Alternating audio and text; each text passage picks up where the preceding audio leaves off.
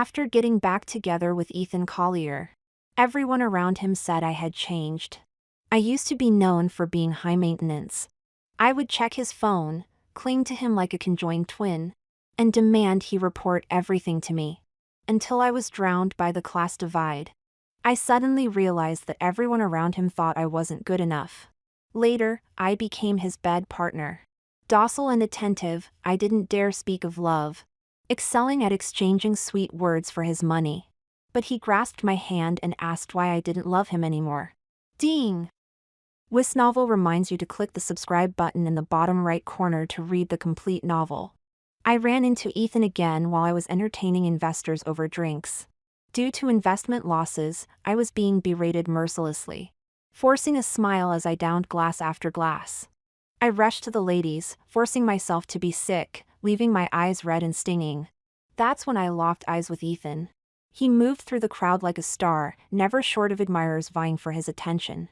In that moment of shock, his gaze swept over me dismissively, as if I were nothing but rubbish. I remembered shouting at him when we broke up. What's so great about being rich? Now, after being beaten down by life countless times, I finally understood just how great it was to have money. After our split, I'd become this pathetic mess, and my ex had caught me red-handed. When I re-entered the private room, the once aggressive investor was now fawning over Ethan, calling him Mr. Collier. The investor extended his hand, but Ethan didn't reciprocate, creating an awkward moment. The investor was my client, and Ethan was my client's client. I couldn't afford to offend either, so I played the part of a smooth operator. I'm so sorry, I didn't recognize you earlier, Mr. Collier. Allow me to drink to my mistake. The burn of whiskey spread through my mouth, masking my insignificant heartache. The investor's expression softened slightly as he withdrew his hand. Ethan asked me point-blank how much money I still needed. By this point, my company was on the brink of collapse. The initial phase was the most cash-intensive, and my eyes lit up at the prospect. Right there at the drinks, Ethan signed an investment agreement with a flourish. I don't believe I have your contact information. You can report the company's operations directly to me in future. He closed his pen and interlocked his fingers, regarding me with calm authority. The very picture of a man in charge. I hurriedly took out my phone, expertly playing the role of a sycophant. I re-added the WhatsApp contact I had once blocked, swearing I'd never speak to again. I knew it wouldn't be that simple. Sure enough, he immediately sent me a message. Come and see me when you're done. I treated myself like a piece of meat for the slaughter, meticulously rinsing my mouth and using perfume to mask the alcohol smell he despised. Then I tapped on his car window, flashing him my sweetest smile. That day, I traded my body for resources. It's not a big deal, I told myself. I had to use any means necessary to climb the ladder, to grow and expand the company. I was destined to sacrifice some dignity. During this reconciliation, Ethan didn't utter a single word of affection. He maintained a stony expression in the car, while I racked my brains for conversation topics. Then, in a moment of passion, he gripped my chin and smiled cruelly. I knew you'd come back to me. He stroked my hair absent-mindedly, as if petting a small dog. Be good from now on, and don't try to break up with me again, After that day, I moved into Ethan's house. I was a bit shocked. 3 years after our breakup, the layout of his house hadn't changed a bit. The lemon tree on the balcony, which I had bought initially, had grown a bit larger. The cheap ornaments I had randomly purchased were still on the antique shelf, looking somewhat comical. There was even a note I had once written to him on the fridge, now yellowed and faded. My darling, I love you so much. I've made breakfast for you, don't forget to eat. I plan to think of you 100 times today. Kiss. I shuddered, shaking off the goosebumps. The walk-in wardrobe was almost empty, with Ethan's clothes occupying only one section. The bags I hadn't taken when we broke up were still displayed inside. It felt both strange and familiar. Don't overthink it. I rarely come back here, so I just forgot to throw some things away, Ethan added. I remembered how I used to be so dramatic, always testing my place in his heart. That's why Ethan's friends didn't like me.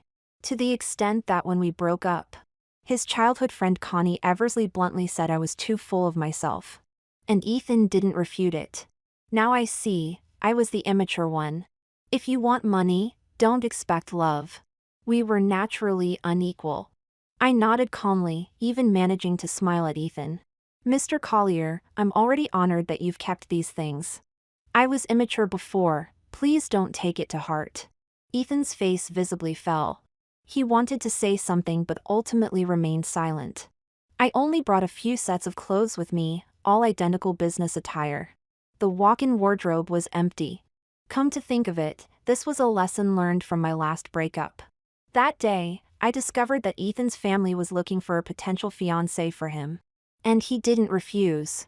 My tears flowed like a fountain, endless and unstoppable. I cried so hard I had to keep sniffling, looking both ridiculous and pitiful. Not letting my nose run seemed to be the last shred of dignity I was clinging to. Ethan and his group of friends sat in the living room, watching me crouch on the floor, stuffing clothes into my suitcase one by one. Their eyes were filled with silent pity and mockery. Connie even grabbed my hand. Ethan, having a fiancé won't affect your relationship. In our circle, everyone understands. It's just how things are.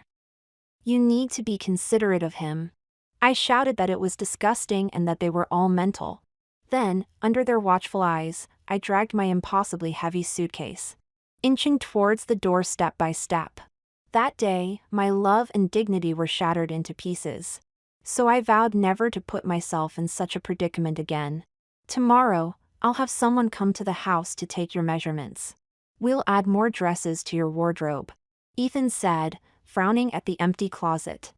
I was about to refuse, but then I thought, I'd have more presentable outfits for client meetings in the future. So I turned around, wrapped my arms around Ethan's neck coquettishly, and planted a kiss on his cheek. All right, thank you, Mr. Collier. The smile on Ethan's face froze as he stared at me for a long moment. You didn't used to call me Mr. Collier. Don't you think it sounds too formal? In the past, I had given him countless pet names. Piggy, Honey, Darling, I used them all. Now, just thinking about it makes me feel sick and cringe. Later, I realized that his family and friends all called him E. He had never shared that with me. Just like he had never brought me into his social circle. I was always the clueless outsider. I turned back to him, smiling even more sweetly. I'm sorry, E. I wasn't paying attention to the details.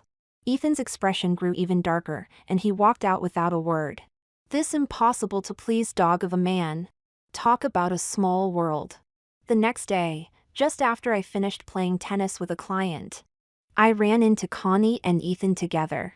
A flash of awkwardness crossed her eyes, given our unpleasant interaction last time. I always felt Ethan and her were too close for comfort. They could share a drink, wear matching outfits, and Connie could even help him choose his future partner. I found it all too much. But Ethan was annoyed when I fussed over these things.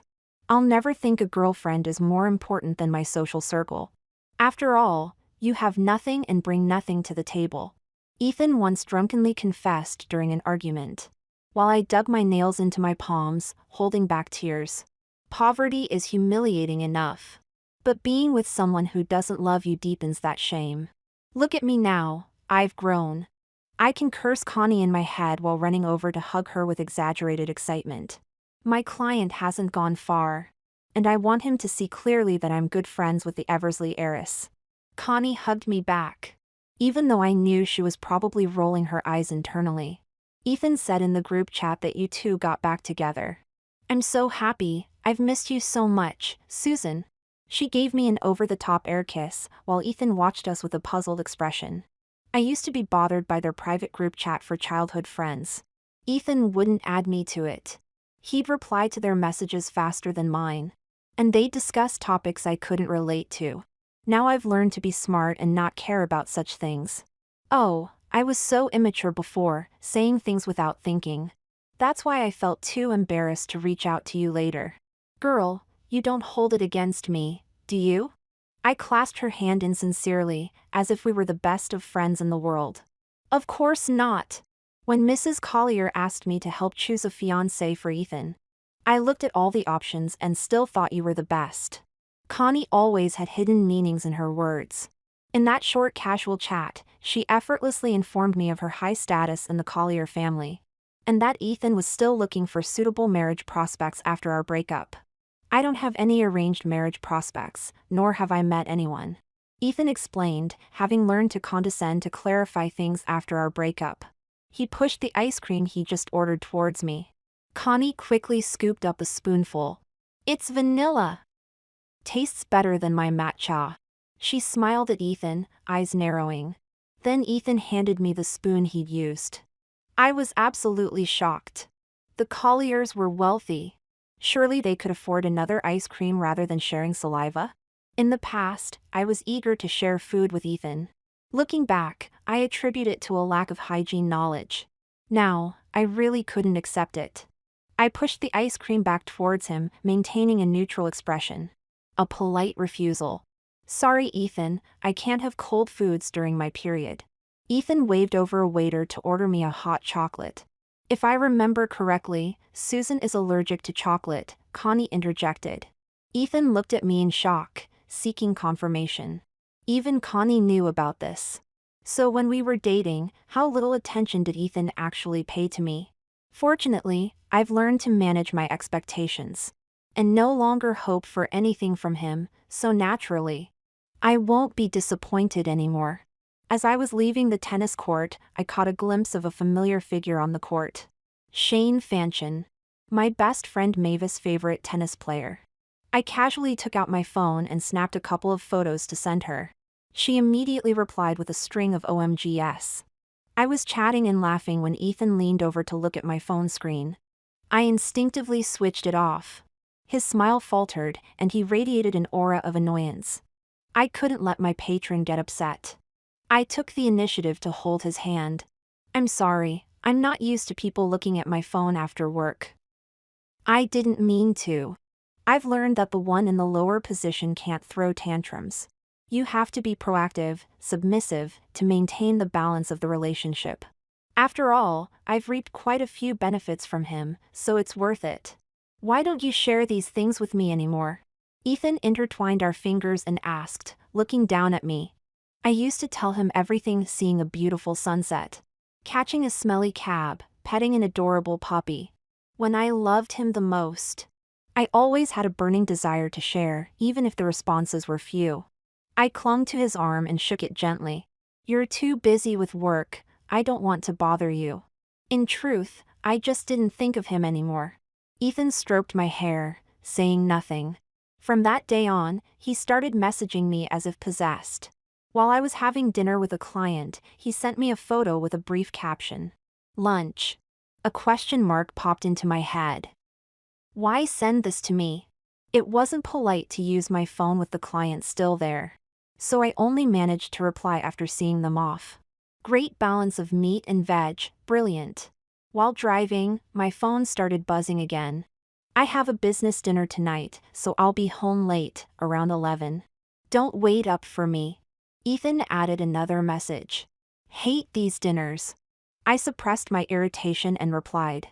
I hate them too, don't drink too much, take care of yourself. After our positions were reversed, I finally realized how annoying it must have been when I used to message so frequently before. I quickly messaged the company's programmer to connect my WhatsApp to an AI reply assistant. Let AI be the perfect girlfriend who replies instantly in my place. Ethan returned home with a slight buzz from the drinks. Although he had said not to wait up, I still prepared a hangover cure and sat in the living room, ready to embrace him the moment he walked through the door. Ethan smiled at me. Loosening his tie with one hand, his expression relaxed and open. It was the first time he had smiled at me like that since we got back together. I felt a bit dazed, as if transported back to when we first met. I sighed inwardly, thinking how life would be if it could always be like that first encounter. He picked me up, his lips finding my neck as his breathing deepened. This is perfect, you're so good. After you left, I imagined this day countless times, you waiting for me at home like you used to. My lips smiled, but my eyes remained cold. From his perspective, I used to wait for him obediently. But Ethan, do you know how much anxiety and sadness I endured during each night I waited for you to come home. I'd message you with no reply, call you with no answer. I knew you had another, more exciting world that didn't include me. I'd sit quietly on the sofa and cry for a while, check the clock, snoop on your WhatsApp status and Connie's Twitter feed, to guess how long before you'd return. In my mind, I'd imagine breaking up with you on your knees begging me not to leave. But I couldn't bear for us to end like that. I despised myself for being so pathetic, yet I couldn't stop. It was all because I loved you, Ethan. But he couldn't see any of this, nor did he care. Can I have a little reward? Hint, I'm a bit short on cash lately. I hid the coldness in my eyes and snuggled against Ethan's chest, focused on extracting what I could from him. He entwined his limbs with mine, pressing close, his warmth seeping into me. Is this number satisfactory? He finished the transfer just as his phone died. I counted the zeros, then stood up with a bright smile to heat up his hangover cure in the kitchen. My phone's dead. Use yours to call my assistant. Ethan called from the living room. I agreed. When there was no response for a while, I came out with the hangover cure to find him glaring at my phone, his expression dark. He held the phone up to me, and I realized he had discovered the auto-reply assistant in my WhatsApp. He cursed, violently throwing the phone. It hit the wall with a loud bang. So you've been fobbing me off this whole time? His eyes were bloodshot as he gripped my shoulders, forcing me to look at him. Why are you always so distant? What am I to you, really? Arguments are endless and meaningless. I learned this lesson from our previous relationship. Every time I told Ethan he was being perfunctory and didn't care about me, he would show an impatient expression and ask what I wanted this time. It turns out our love was never equal from the beginning. His indifference towards me was taken for granted. But if I treated him the same way, it became a great injustice. So I embraced him, extinguishing his anger with a passionate bout of lovemaking. In the heat of the moment, Ethan cupped my face. Do you still love me, Susan? He buried his head in my neck, leaving a deep kiss mark. I want you to treat me like you used to. I closed my eyes briefly. You're drunk. Go to sleep. I was exhausted, undignified, and skilled at forcing myself. But at least now, I didn't want to say anything insincere. I quietly got up to clean myself, but he grabbed my wrist. Why have you never used the handbag I gave you? I put on my clothes, buttoning them up one by one. He fell asleep as soon as he finished speaking, his eyelashes casting dense shadows in the hollows of his eyes. Like an angel. But when he's awake, he says many hurtful things. When I cried about wanting to break up with him, he coldly looked me up and down. Equality? What do you have to be equal with me? Everything you're wearing was bought by me. So I cried and threw the necklace and handbag at him, while he looked at me mockingly. Even your underwear was bought by me. Keep stripping. An overwhelming sense of humiliation engulfed me. So I learned to be smarter, giving all the handbags he bought me to clients to maintain my network. I tried hard to convince myself to be good, be better, to get more benefits from him. After all, that's why I got back together with him. But muscle memory is hard to change, and I still maintained a strange affectation. Ethan and I tacitly avoided mentioning that night's argument. He also stopped sending me messages, the WhatsApp page only showing a constant stream of transfers. Until my birthday. I used to be someone who placed great importance on rituals and celebrations. I never missed a single holiday or anniversary, big or small. As a young girl, I had plenty of time to spare. I loved finding any excuse to celebrate with Ethan, to spend time with him. Ethan, however, was the complete opposite of me. He would say, Susan, can't you stop being so annoying? Susan, if you want a gift, just say so. Susan, our lives are different, my hourly rate is millions of times yours. After we broke up, I started working and building my own business. As my free time became increasingly scarce, I began to understand Ethan's perspective. With such a packed schedule, I even forgot that today was my birthday. I had been trying to arrange a meeting with Shane for a long time, and finally managed to set up a dinner. He had recently won an international championship, and was at the peak of his career, becoming one of the most influential athletes. I wanted to persuade him to be a brand ambassador for my company. Contrary to his aggressive demeanor on the tennis court, Shane was quite gentlemanly in person.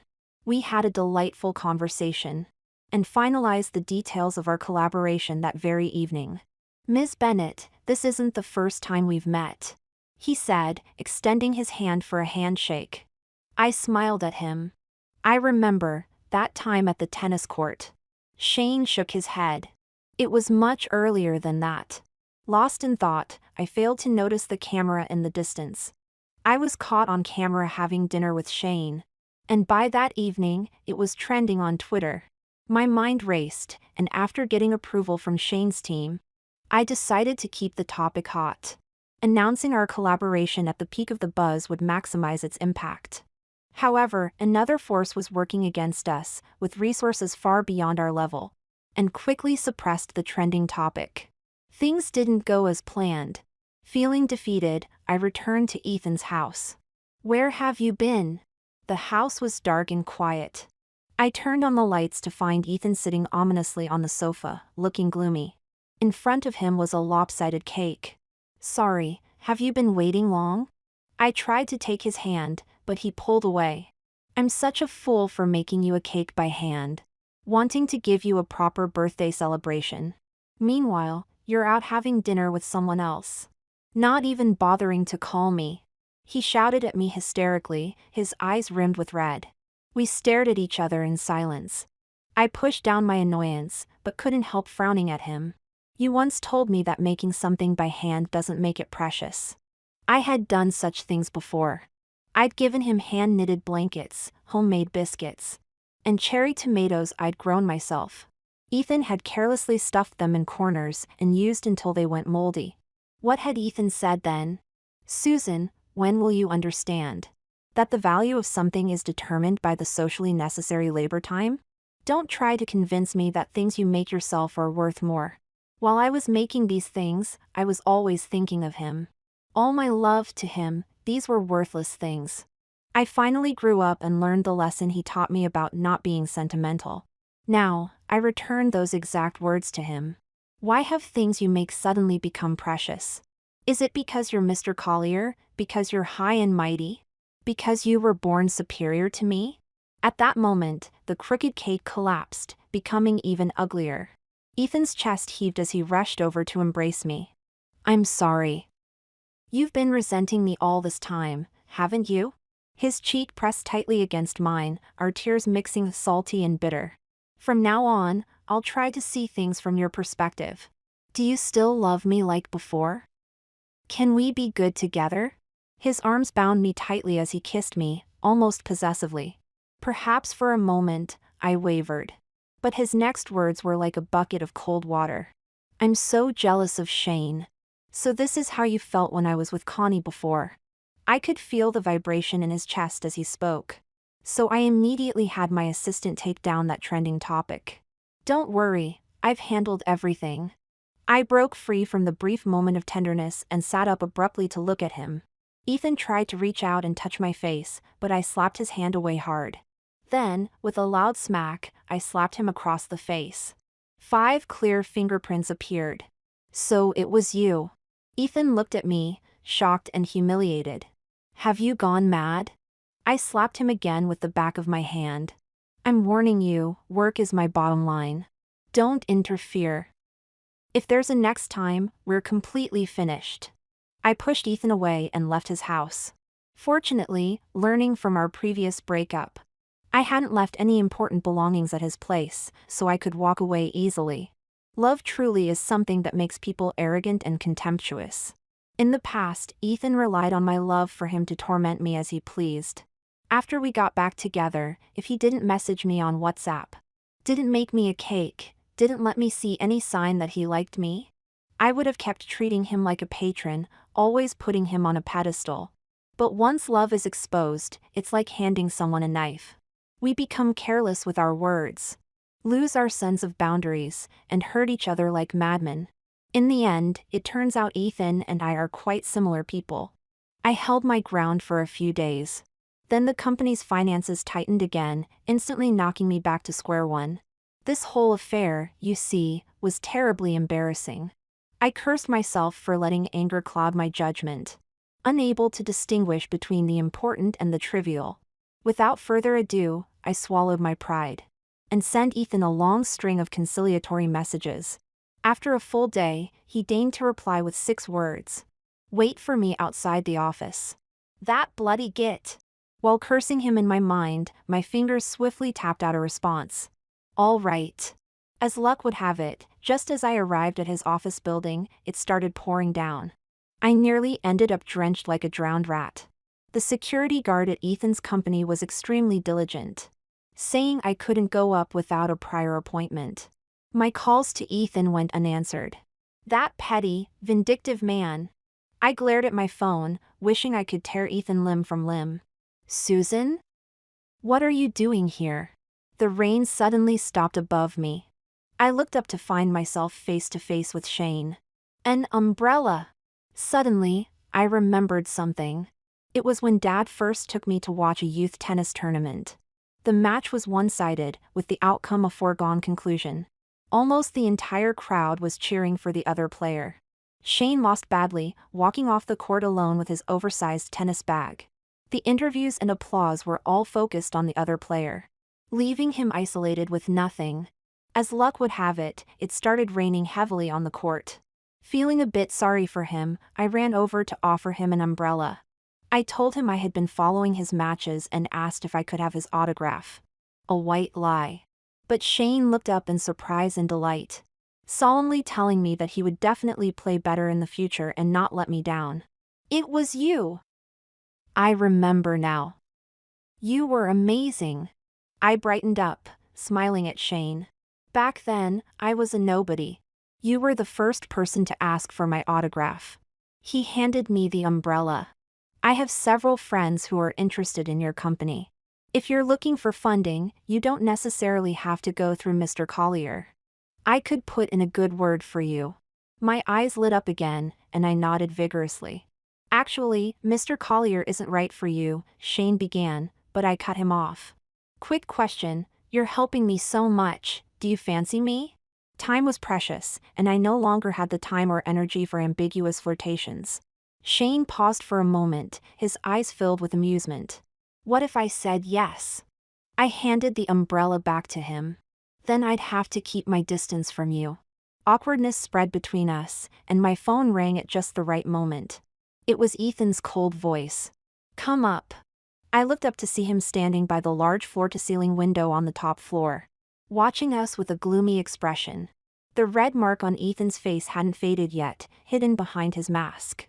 I felt a smile tugging at my lips, but seeing his furrowed brows, I managed to suppress it. Are you feeling better, Ethan? I'm so sorry, I don't know what came over me, I said, my fingers reaching for his face. Ethan let out a cold snort but didn't resist as I gently removed his mask. Please don't be angry, love. I know I was wrong. I pleaded, wrapping my arms around his waist and standing on tiptoes to kiss his lips. Are you really sorry? If I hadn't called you earlier, you'd probably still be chatting away with Shane. Ethan said, pulling me close. When he's jealous, there's only one surefire way to handle it. I locked the door to his office and turned back to him with a smile. We've never done it here before, have we? I asked suggestively. Ethan's grip on my waist tightened suddenly. I slowly began unbuttoning his shirt, my fingers trailing downwards as I whispered in his ear. But babe, my company hasn't been doing well lately. I haven't had the energy to focus on our relationship properly. It's not that I'm deliberately being distant. Ethan smiled, his eyes clearly saying I knew it. You don't really love me, do you? You just love money, he said, squeezing my waist as the sadness in his eyes faded. What's the difference? I only love my Ethan's money. I don't want anyone else's, I said, leaning on his shoulder as he carried me to the bed, earning myself another hefty sum. Not a bad deal. But as we looked at each other, our gazes were hollow and empty. As if we saw through each other, yet consciously chose to sink deeper. Ethan invested in my company with one additional condition. I had to accompany him to meet his friends. He must have said something to them beforehand, as those who had previously been rude to me now restrained their attitudes, respectfully calling me Mrs. Collier. So he could have done this all along, but simply chose not to take me seriously before. I greeted each of them politely. Now, I no longer fret over such details, adding them one by one on WhatsApp. They're all CEOs and executives of this and that. Who knows when they might come in handy? Even if it's just exchanging likes on social media posts. At least it keeps me on their radar. Ethan kept fiddling with my hand. Don't chat with them too often, he whispered in my ear. I might get jealous. His friends burst into laughter, while I felt a chill run down my spine. I finally realized how cheesy and cringeworthy my own past declarations of ownership had been. It's true what they say, there's no such thing as a free lunch. When the company finally started to show some progress, Ethan's mother came to see me. I silently pondered what she might say to me. Would she throw a large sum of money in my face like in TV dramas? Asking me to leave Ethan? If the amount was substantial enough, I might consider it. I prepared myself for a battle as I went to meet her. But Mrs. Collier started by asking about my company. I repeated the same pitch I'd given to investors, speaking animatedly about the business I had built from the ground up. From industry prospects to competitor analysis, I was well versed in every aspect. If you're interested in investing, I'd be more than happy to discuss it, I added. That's wonderful. I like women who have their own careers, Mrs. Collier said, then changed the subject. But we all feel that you and Ethan aren't suitable for each other. I rested my chin on my hand, waiting for her to continue. If we were to break up, how much money are you planning to offer me? I asked. She paused for a moment, then burst into laughter. I haven't finished what I was saying. We think you're not suitable, but Ethan is very insistent. You are indeed a special girl, so we've decided to let him have his way. Mrs. Collier slipped an expensive diamond bracelet onto my wrist. When can we arrange a dinner with your parents? It's time for both families to meet. You're not getting any younger, and we should settle the marriage soon. I felt faint. I was reluctant to break up, fearing I might miss out. But I wasn't keen on getting married either. I smiled and made some excuses, then went back and brought up breaking up with Ethan. It was simple. Once we got married, there would be no turning back. And did I love Ethan? I didn't know. My love had burned out once before, long ago. The occasional rekindling wasn't enough for us to spend a lifetime together. Ethan's shoulders slumped as he silently looked at me. Susan, you're truly the strangest person I've ever met, he said. I silently walked towards the door, only to find that he had locked it. You know this is false imprisonment, right? I said angrily, slapping him hard across the face. Practice makes perfect this time. I knew exactly how to make it hurt the most. Ethan smiled and leaned his face closer. Go on, hit me if you want. Hit me all you like. But this isn't over between us. He coiled around me like a sinister snake, holding me tight. It will never be over. Ethan confiscated all my electronic devices and took me on a holiday to a seaside resort. It was a place I had always dreamed of going with him. I used to say I wanted to watch the sunset, learn to scuba dive, and go surfing with him. Back then, Ethan never seemed to have the time. Now, he's acting completely out of character. After wearing me out in the evenings, he still has the energy to carry me to watch the sunrise. Unfortunately, it's been overcast for the past few days, with torrential rain, so the views haven't been great. We sit in silence, facing each other. I clear my throat. After we broke up, I came here with Mavis. At that time, I was heartbroken, my eyes swollen from crying, my vision blurred. I had no energy for anything. Mavis called me a hopeless romantic, and asked why I always waited for a boyfriend to do things with me. The scenery is there whether you go or not, she said. So, with my last bit of strength, I came here and saw the most beautiful sunset in the world. As the sun sank below the horizon, I suddenly burst into tears. At that moment, my world suddenly became vast, no longer focused solely on love. So, I'm too late, aren't I?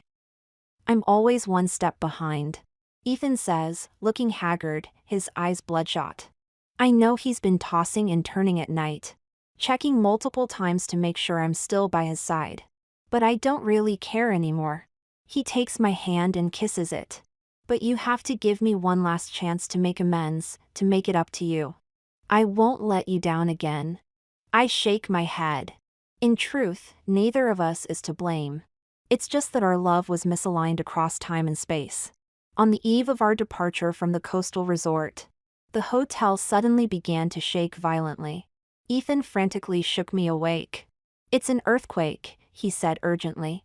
I sat up abruptly, seeing overwhelming fear in his eyes.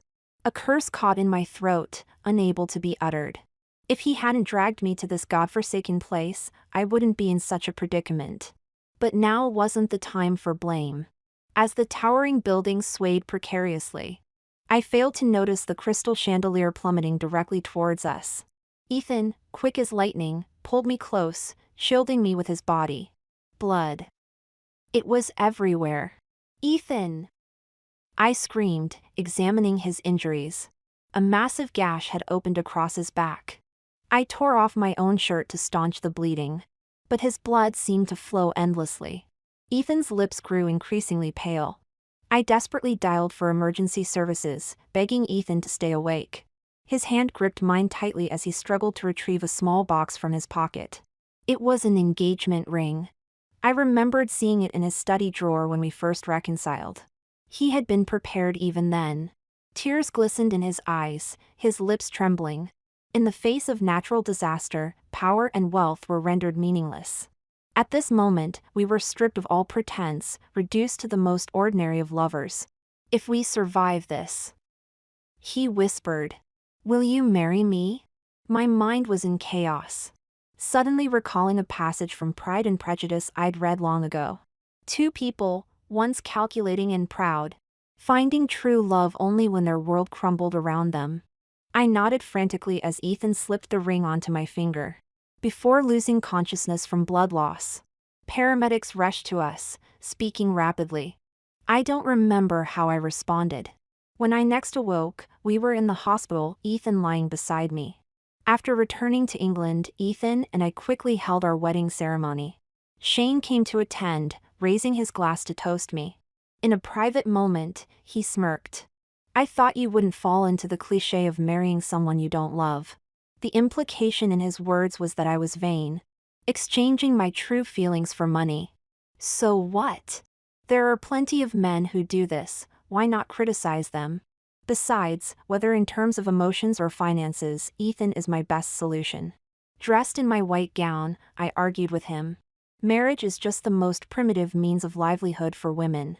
I've long decided that I can make any sacrifice to move upwards. I always face myself frankly, accepting my dark side. Ethan's hand hovered lightly at my waist. When I proposed, you cried almost to the point of fainting. That's not what you said then.